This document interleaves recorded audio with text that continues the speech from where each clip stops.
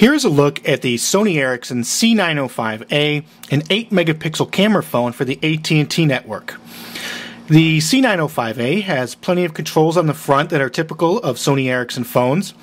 You'll notice we have two soft keys, the send and end keys, the task switcher key, clear key. The D-pad is very comfortable to use, I thought. Offers good travel and feedback, and the center button will take you straight to AT&T's MediaNet site. And we've also got some controls for the camera up here, including different ways to sort through your pictures. On the left side of the C905a, we have the hatch covering the M2 memory card port, and we also have the proprietary Sony Ericsson accessory port there. Nothing along the bottom. On the right side of the phone, we've got plenty of things going on. We've got a two-stage shutter button here for the camera, half press to focus, full press to take the picture. We've got the video camera and regular camera launcher key here.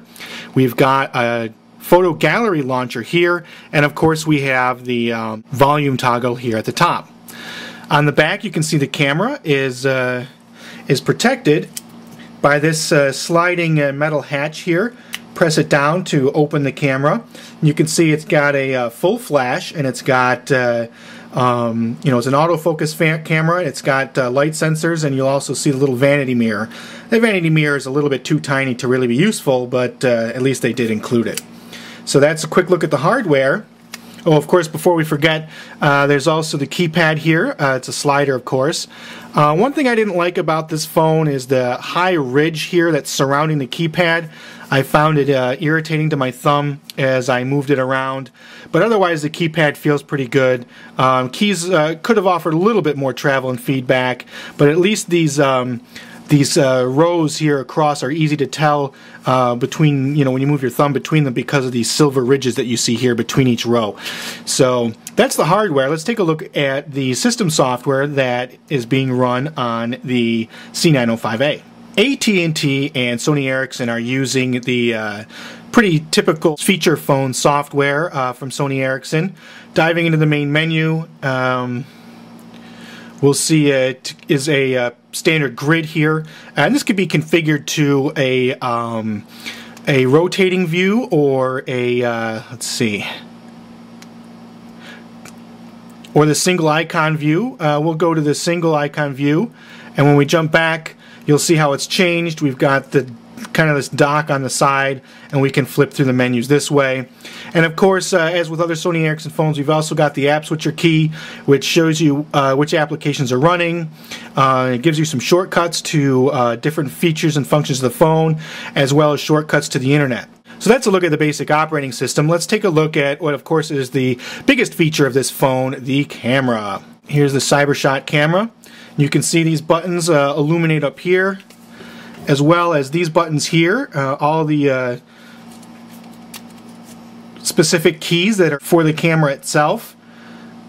You'll see if we zoom in a little bit closer here, you can automatically adjust the timer, the flash, brightness, and set macro mode or standard mode for capturing images.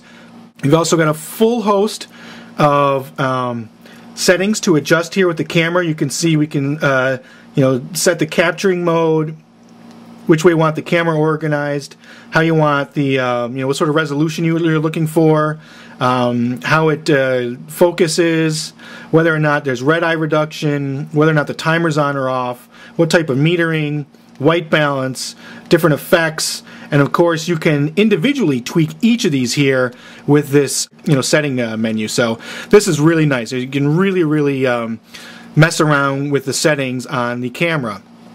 So let's exit out of that, and we'll just take a quick picture of nothing here. So we've taken a picture, and it takes it pretty fast, and it'll get you back to this screen here. Hit back if you want to go to the main menu, and options if you want to look at your camera or you look at your picture or stuff like that. So we'll go back. We'll jump into the photo gallery here. And one thing I really like about the Sony Ericsson camera software is it has this really neat user interface for switching through your photos. It's very pretty, nice to watch, just very smooth and very fast. No performance troubles there.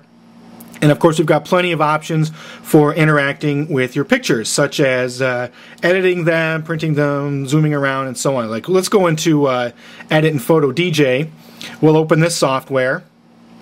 And now you can see that we can make all sorts of different adjustments to the picture after we've taken it. So we can change the levels, the balance, the brightness, the colors. We can rotate it. We can add effects, and we can put in like little icons and things like that. So lots to do here. And of course, from here, you can send it off to a photo sharing service or as a message or via Bluetooth and so on and so forth. So the Sony Ericsson C905 has pretty obviously has very powerful camera capabilities.